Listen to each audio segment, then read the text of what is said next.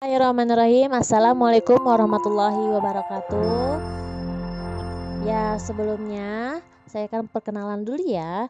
Nama saya Asmarani dari Prodi PAUD Universitas Pancasakti Bekasi. Kali ini saya akan menjelaskan tentang berbagai pendekatan pengembangan moral dan agama anak usia dini. Nah, ada apa saja ya? Yang pertama, strategi pengembangan moral dan nilai agama pada anak usia dini. Yang pertama yaitu menanamkan rasa cinta kepada Allah Subhanahu wa taala. Caranya dengan membimbing anak menuju akidah yang benar. Contohnya mengenalkan ciptaan-ciptaan Allah, yaitu manusia, binatang, dan tumbuh-tumbuhan. Yang kedua, menciptakan rasa aman. Yang ketiga, mencium dan membelai anak. Mencium anak merupakan hal yang mampu memenuhi kebutuhan akan rasa kasih sayang. Selanjutnya yang keempat yaitu menanamkan cinta tanah air. Nah, di dalam strategi ini kita bisa memperkenalkan anak melalui kegiatan upacara. Yang kelima, meneliti dan mengamati. Yang keenam, menyentuh dan mengaktifkan potensi berpikir anak. Strategi pengembangan moral dan nilai agama untuk anak usia dini dapat dilakukan dengan menyentuh dan mengaktifkan potensi berpikir anak melalui cerita atau dongeng. Yang ketujuh yaitu memberikan penghargaan. Contohnya memberikan penghargaan kepada anak yaitu dalam memberikan bantuan yang sederhana kepada orang lain. Anak itu dilibatkannya.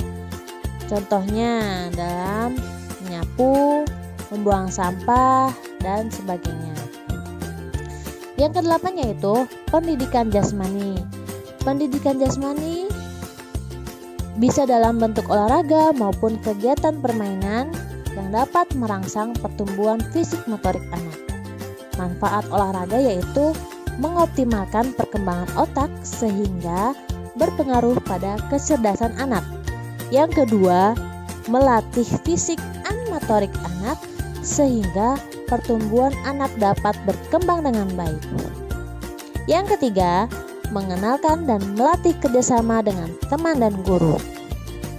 Yang keempat, mengenalkan jiwa sportivitas dalam diri seorang anak. Yang kelima, kegiatan olahraga maupun permainan juga menanamkan nilai-nilai kejujuran. Strategi selanjutnya yaitu teladan yang baik. Nah, teladan yang baik dapat diperoleh melalui lingkungan keluarga, sekolah, dan lingkungan sekitar tempat tinggalnya. Yang ke-10 yaitu pengulangan dalam proses pembelajaran. Cara-cara mengulang dapat dilakukan dengan yang pertama, memperdengarkan bacaan Quran, bahasa asing, memperkenalkan nama-nama benda, memperkenalkan warna, membacakan cerita atau dongeng, memperkenalkan aroma buah. Yang ke-11 yaitu memenuhi kebutuhan bermain. Nah, selanjutnya yaitu metode pengembangan nilai moral dan agama pada anak usia dini. Yang pertama yaitu bercerita, karena dengan bercerita dapat dijadikan metode untuk menyampaikan nilai-nilai yang berlaku dalam masyarakat. Yang kedua, dengan bernyanyi.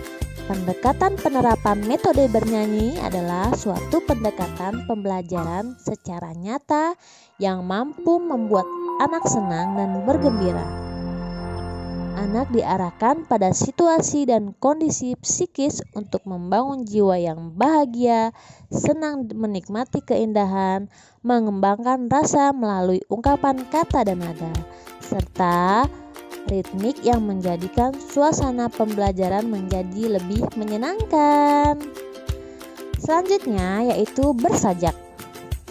Sajak diartikan sebagai persesuaian bunyi suku kata dalam syair, pantun, dan sebagainya. terutama pada bagian akhir suku kata. Yang keempat yaitu karya wisata. Karya wisata merupakan salah satu metode pengajaran di PAUD di mana anak mengamati secara langsung dunia sesuai dengan kenyataan yang ada. Misalnya hewan, manusia, tumbuhan, dan benda lainnya. Nah, lalu manfaat wisata yang pertama yaitu dapat dipergunakan untuk merangsang minat mereka terhadap sesuatu, memperluas informasi yang telah diperoleh di kelas, memberikan pengalaman mengenai kenyataan yang ada, dan dapat menambah wawasan anak. Nah, yang kedua, karya wisata dapat menumbuhkan minat tentang sesuatu hal, seperti untuk mengembangkan minat tentang dunia hewan, maka anak dapat dibawa ke kebun binatang. Selanjutnya yaitu metodenya indoktrinasi. Yang keenam, klarifikasi nilai. Nah, dalam pendekatan klarifikasi nilai, guru tidak secara langsung menyampaikan kepada anak mengenai benar salah, baik buruk, tetapi siswa diberi kesempatan untuk menyampaikan dan menyatakan nilai-nilai dengan caranya sendiri. Anak diajak untuk mengungkapkan mengapa perbuatan ini benar atau buruk. Yang ketujuh yaitu teladan atau contoh. Anak mempunyai kemampuan yang menonjol dalam hal meniru. Oleh karena itu, seorang guru hendaknya dapat dijadikan teladan atau contoh dalam bidang moral. Yang kedelapan yaitu pembiasaan dalam perilaku. Nah, diantaranya yaitu ada inculcation, moral development, analisis, klarifikasi nilai, dan action learning. Ya, itu saja penjelasan dari saya. Semoga dapat bermanfaat. Assalamualaikum warahmatullahi wabarakatuh. Terima kasih.